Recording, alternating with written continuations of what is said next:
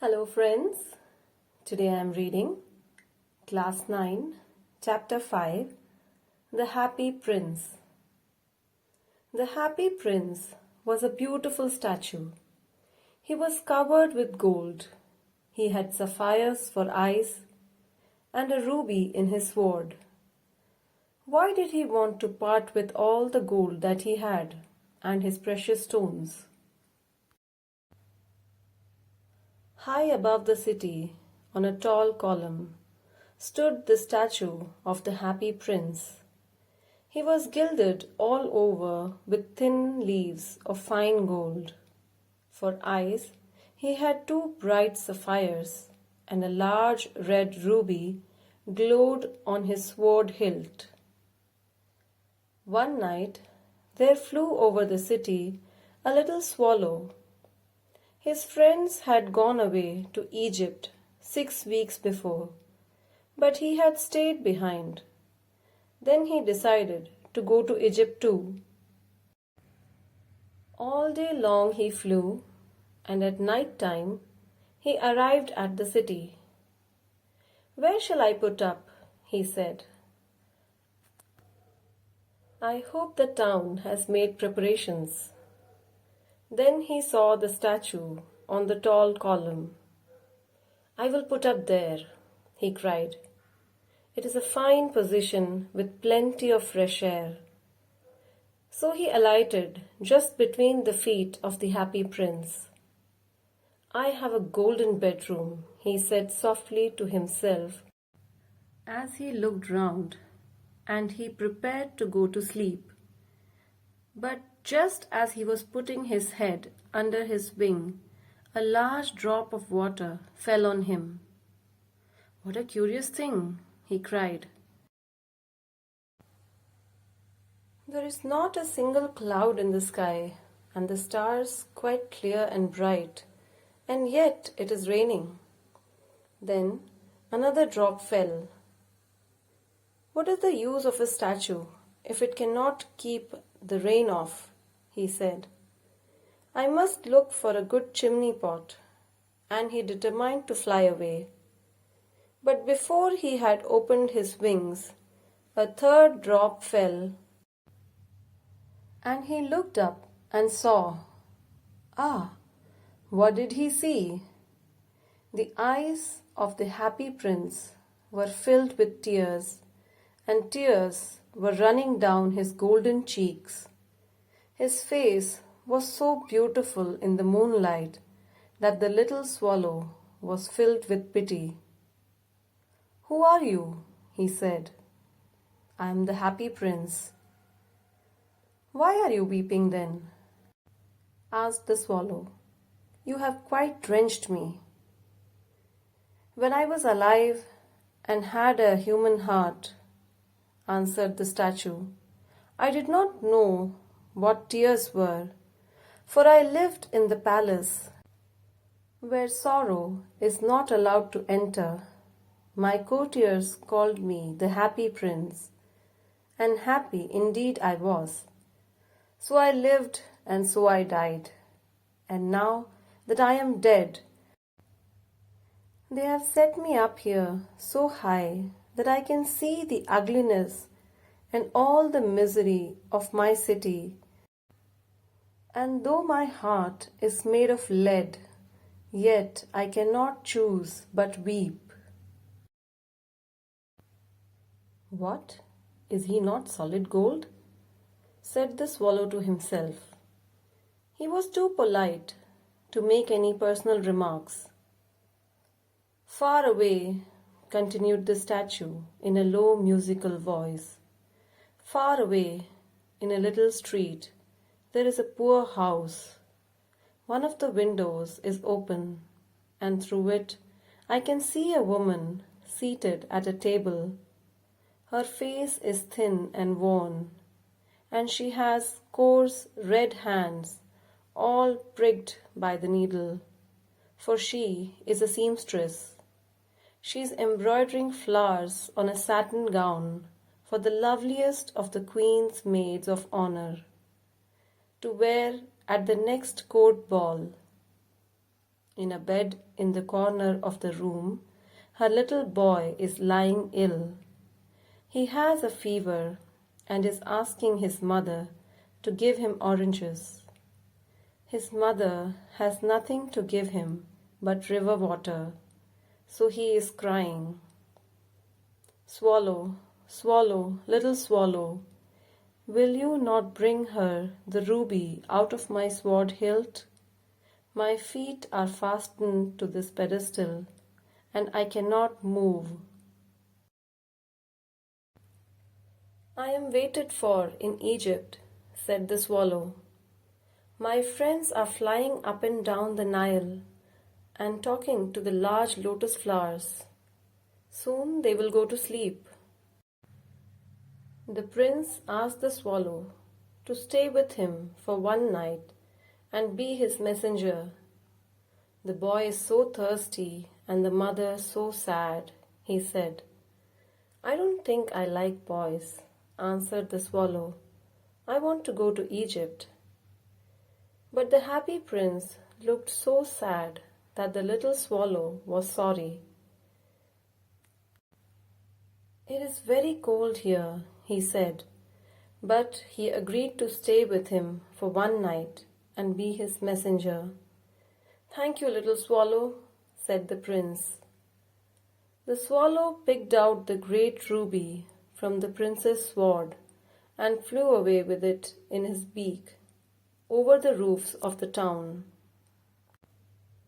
He passed by the cathedral tower, where the white marble angels were sculptured. He passed by the palace and heard the sound of dancing. A beautiful girl came out on the balcony with her lover. I hope my dress will be ready in time for the state ball, she said. I have ordered flowers to be embroidered on it, but the seamstresses are so lazy. He passed over the river and saw the lanterns hanging on the masts of the ships. At last, he came to the poor woman's house and looked in. The boy was tossing feverishly on his bed, and the mother had fallen asleep. She was so tired. In he hopped and laid the great ruby on the table beside the woman's thimble. Then he flew gently round the bed, fanning the boy's forehead with his wings. How cool I feel, said the boy. I must be getting better. And he sank into a delicious slumber.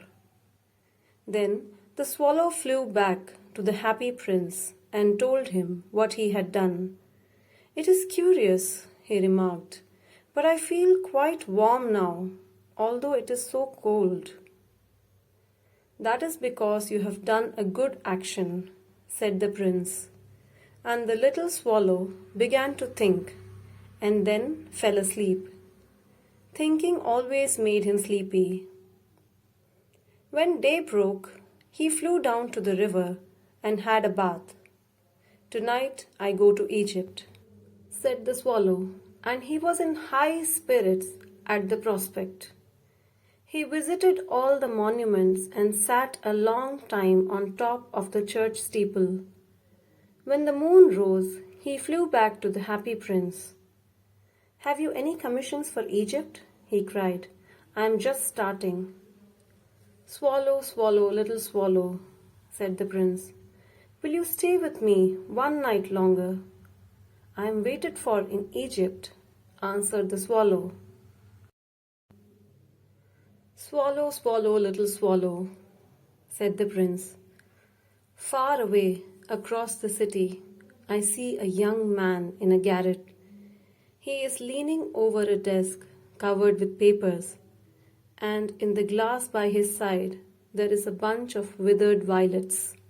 His hair is brown and crisp, and his lips are red as a pomegranate. He has large and dreamy eyes. He is trying to finish a play for the director of the theatre, but he is too cold to write any more.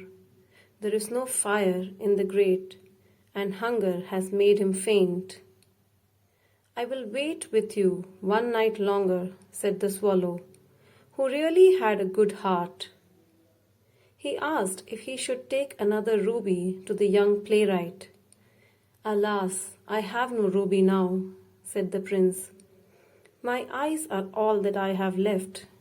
They are made of rare sapphires, which were brought out of India 1,000 years ago. He ordered the swallow to pluck out one of them and take it to the playwright. He will sell it to the jeweler and buy firewood and finish his play, he said.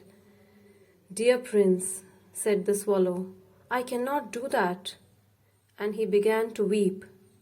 Swallow, swallow, little swallow, said the prince. Do as I command you.